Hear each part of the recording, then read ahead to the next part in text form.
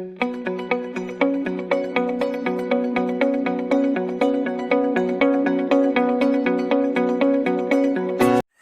بكم حبايب مطبخ مامي. حابه افكركم قبل ما نبدا فيديو النهارده، يا ريت تعملوا لايك وسبسكرايب للقناه وتفعلوا الجرس وتقولوا لنا رايكم في التعليقات تحت، وقولوا لنا في التعليقات الوصفات اللي حابين نعملها لكم. شكرا ليكم. بسم الله الرحمن الرحيم، والصلاة والسلام على أشرف المرسلين سيدنا محمد وعلى أهله وأصحابه أجمعين. ازيكم يا حبايبي؟ عاملين ايه؟ وحشتوني. أتمنى انكم تكونوا بخير وسعادة. النهاردة بإذن الله هنعمل الرز بلبن أحلى من بتاع المحلات كمان.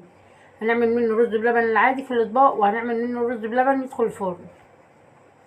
هنسمي بسم الله ونصلي على الرسول عليه الصلاة والسلام ونقول المقادير. معانا كوباية رز، يعتبر ربع كيلو رز، ومعانا كوباية سكر، والسكر يا حبايبي حسب الرغبة، ومعانا نص كوباية لبن، ومعانا كيلو لبن، ومعانا 3 معالق كريم شانتيه، ومعانا باكو فانيليا، ومعانا علبة قشطة. هنسمي بسم الله وهنبدأ دلوقتي يا حبايبي. احنا جبنا كوباية الرز غسلناها وحطيناها على البوتاجاز، وهنحط عليها كوبايتين ميه من نفس المج يا حبايبي اللي احنا عايزين بيه الرز. معانا كوبايتين ميه وهنسيبه على البوتاجاز لما يخش على الطيبان. دلوقتي يا حبايبي هنغطيه على البوتاجاز لغايه ما يطيب معانا وارجع لكم. دلوقتي يا حبايبي الرز طاب معانا اهو زي ما انتم شايفينه. هنسمي بسم الله وهننزل بكيلو اللبن. بسم الله الرحمن الرحيم، ونقلب يا حبايبي.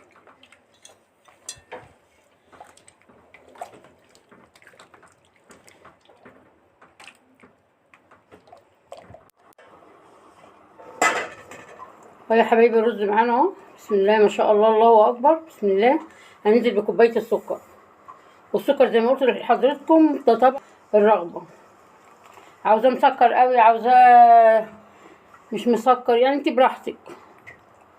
هنقلبه. دول يا حبايبي 3 معالق كريم شانتيه، قلبتهم في نص كوبايه اللبن، دوبتهم حلو، وهننزل على الرز باذن خلي طعمه خرافه. بسم الله ما شاء الله، الله اكبر. ومفيش اجمل ولا احلى من كده حاجه عاملاها ببيتك نظيفه، ولا تقولي لي بقى رز المحلات. كفايه انك عاملاه بايديكي. اتمنى يا حبايبي كل الحاجات اللي انا بعملها تنال اعجابكم. ونقلب. ومعانا هنا كوبايه القشطه. الاول هننزل بكوبايه القشطه، معانا كمان كوبايه القشطه اللي قلت لكم عليها هننزل بيها. بسم الله الرحمن الرحيم.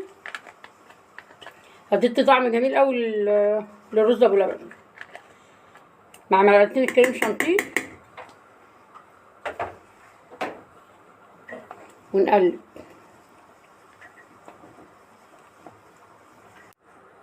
اهو يا حبايبي بنقلب. والفانيليا دي اخر حاجه بنحطها.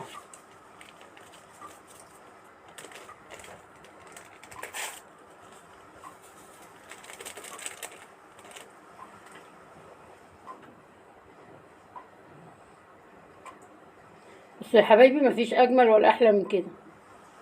كفايه ان عاملاه في بيتك وبايديكي، والحاجه طالما بتحبي تعمليها هتطلع معاكي جميله. شوفوا بسم الله ما شاء الله، الله اكبر. بسم الله ما شاء الله، الله اكبر. بسم الله ما شاء الله، الله اكبر. هنغرف يا حبايبي الرز وارجع لكم. وادي يا حبايبي الرز بلبن اهو بعد ما عملناه.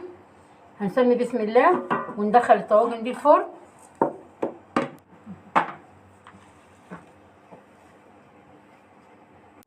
اهو يا حبايبي طواجن رصيناها في الصينيه وهندخلها الفرن. وعندي يعني انا عندي فريقين، فريق بيحب ياكل الرز كده، والفريق التاني بيحب يدخل الفرن. هندخل الرز الفرن واوريهولكم بعد ما يطلع. الرز طلع معانا اهو من الفرن. ده الرز بلبن حطيناه في الفرن خد وش. ده بيسموه في المحلات حلو الفرن.